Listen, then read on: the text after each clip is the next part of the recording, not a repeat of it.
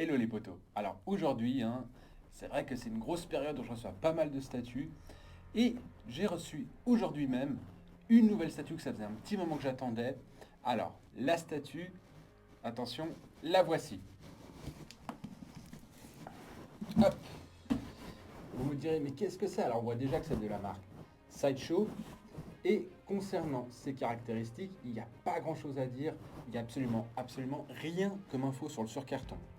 On va donc l'ouvrir directement pour avoir plus d'infos.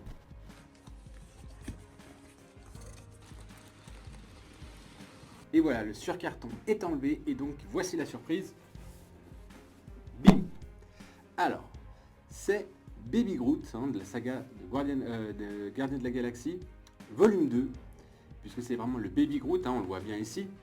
Alors tout d'abord, la première info que je voulais dire sur cette statue, c'est qu'il y en a 1000 dans le monde, et que en réalité ce n'est pas vraiment une statue, c'est plus une maquette, c'est-à-dire qu'ils se sont vraiment, ils ont construit cette maquette pour se baser sur elle, pour pouvoir créer Groot dans le film. Alors, la statue, elle pèse 1,13 kg, donc c'est vraiment une toute petite statue, et chose très importante, elle est au format, taille réelle du personnage. On va maintenant ouvrir directement le carton.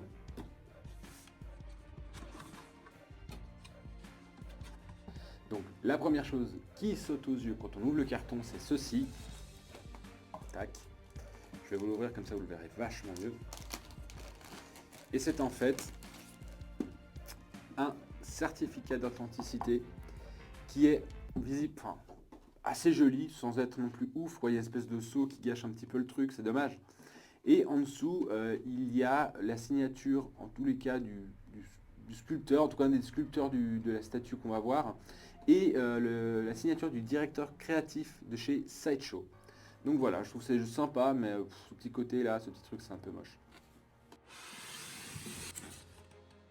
Et voilà, on arrive à vraiment l'objet principal du contenu.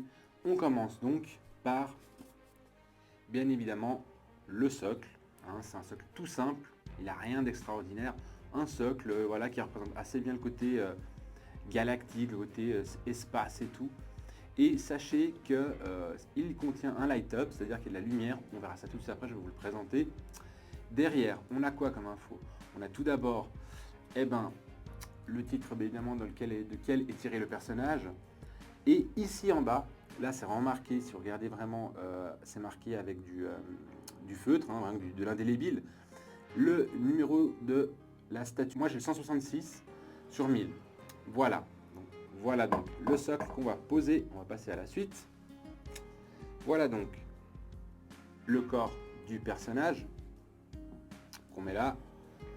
Alors, si ça s'emboîte facilement, impeccable, ça s'emboîte vraiment tranquille. Ça j'adore quand ça se passe comme ça parce qu'il y a beaucoup de statues où c'est une galère totale à y poser le personnage. Il y a de la peinture à l'intérieur, là ça s'est rentré tout seul. Ça c'est génial. Et on finit par la tête parce qu'il est fait vraiment qu'en 3 pièces. Socle, corps, tête. Ça c'est génial. Voilà. Hop, la tête. J'aime beaucoup ce personnage, je vais vous expliquer pourquoi. On va parler justement donc de l'assemblage, je vais vous expliquer l'importance du peu de pièces dans une sculpture. Forcément, s'il y a moins de pièces, on verra moins vraiment les séparations entre les pièces. Ici, forcément, tout ce qui est le corps, on n'a aucune séparation, il n'y a nulle part. C'est sculpté en un bloc. Ça, c'est vraiment incroyablement bien foutu. La tête, pareil. La tête, elle est vachement bien posée parce qu'en fait, quand on regarde bien, ici, en fait, le menton du personnage évite qu'on voit la base du cou. Or, évidemment, vous avez bien vu, on a vraiment posé la tête. C'est vraiment la partie du corps qui est détachée, c'est la tête. Et le cou empêche de voir la délimitation. Après, si on regarde derrière, oui, on voit un tout petit peu la séparation qu'il peut y avoir sur la statue. Mais franchement, ce travail, c'est impeccable. Encore une fois, ça reste une super belle pièce. Moi, j'ai un plus chaud que c'est une des plus belles créatures, en tout cas personnage du Gardien de la Galaxie. Je vais peut-être penser aussi à me prendre Rocket parce que j'aime beaucoup aussi ce personnage. Maintenant, ce que je vais faire, c'est je vais vous parler de la peinture parce que ça, c'est très important. Donc, la sculpture, elle est vraiment impressionnante, comme je vous le disais. Vraiment, c'est de l'assemblage nickel.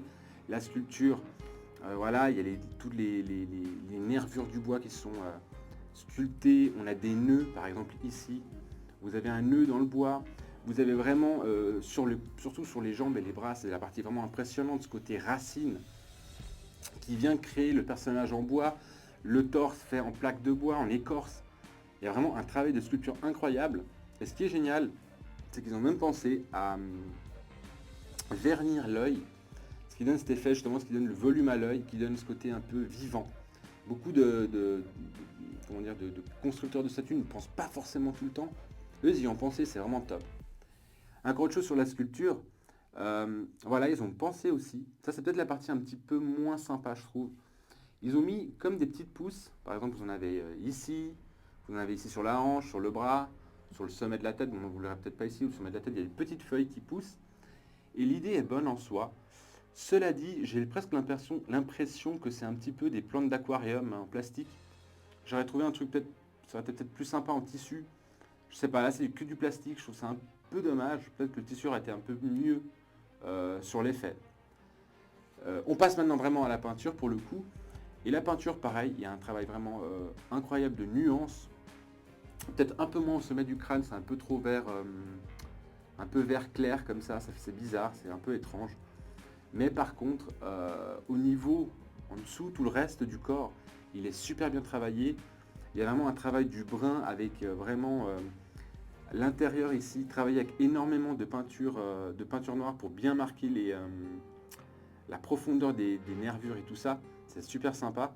Ils ont aussi rajouté le côté un peu verdâtre pour faire un peu effet mousse, vraiment donner un côté un peu travaillé du bois, comme si c'était un vieil arbre qui avait déjà vécu, mais qui a commencé à avoir de la mousse qui pousse sur lui. Donc franchement, niveau peinture, il n'y a rien à dire.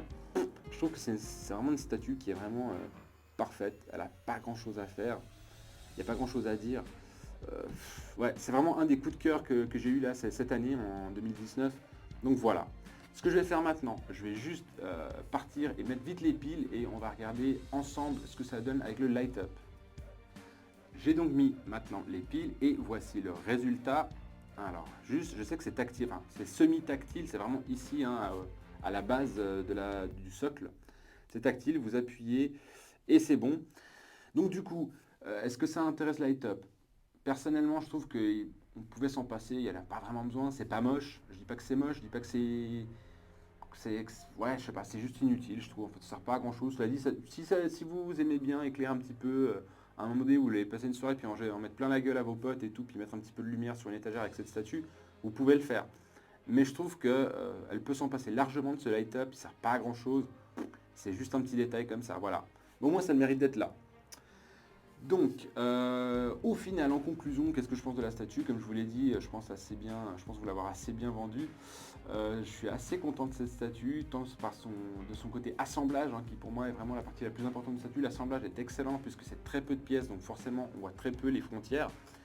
Côté sculpture, c'est incroyable de se dire quand même que rien que le corps c'est un seul moule, et que dans ce moule il y a autant de détails comme toutes les nervures du bois, les plaques, les racines, tout, c'est impressionnant. Et la peinture, finalement, je dois dire que ça reste quand même du bon travail, sauf le sommet de la tête que je trouve un peu raté. J'ai l'impression qu'ils ont un peu bâclé le boulot à la fin. Côté prix, alors, j'ai oublié de le dire, elle coûte 230 €. Alors, ça peut paraître cher, mais ce n'est pas tant que ça. Déjà, d'une part, parce que ce n'est pas une simple statue créée par Sideshow, mais bien une maquette qu'ils ont utilisée pour le tournage du film. Donc, c'est quand même au-dessus d'une simple statue. Et deuxièmement, il n'y en a que 1000 dans le monde, j'ai envie de dire que 1000 dans le monde. Et du coup, je pense que c'est une statue, à mon avis, difficile à dire, mais je pense qu'elle va prendre quand même de la valeur, cette statue. Parce qu'encore une fois, c'est une maquette. Le seul petit point noir de la statue, pour moi, ça résiste quand même sur ces petites feuilles qui dépassent, qui sont vraiment en plastique. Ça donne vraiment ce côté, voilà, plante en plastique d'aquarium.